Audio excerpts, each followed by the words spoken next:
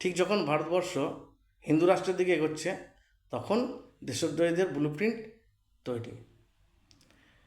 ধর্মেন্দ্র প্রধানের ইস্তফার পর এবার ই-20 জনতা পার্টির ব্যানারে নীতিন গডকরির ইস্তফা দাবি করবে এবং আন্দোলনে নামবে।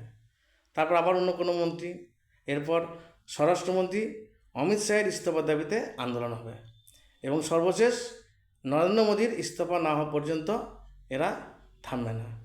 পুরো ব্লুপ্রিন্ট তৈরি। সিপিএমের একজন মুখপাত্রের কথায় এরপর ভারতবর্ষে আমরা সরকার গড়ব, ঠিক যেমন বাংলাদেশ আর নেপালে হয়েছে। এরা ভালো করেই জানে যে জনমতের ভিত্তিতে ভারতবর্ষের বুকে সরকার গড়া এদের কাছে দুঃস্বপ্ন ছাড়া আর কিছু নয়। এসব দেশদ্রোহীদের জন্য দেশপ্রেমীদের নামতে হবে, প্রয়োজনে উইকেট হাতে নিয়ে নামতে হবে এবং ধরাধর 4 ছক্কা মেরে এসব দেশদ্রোহীদের ঠান্ডা করতে হবে।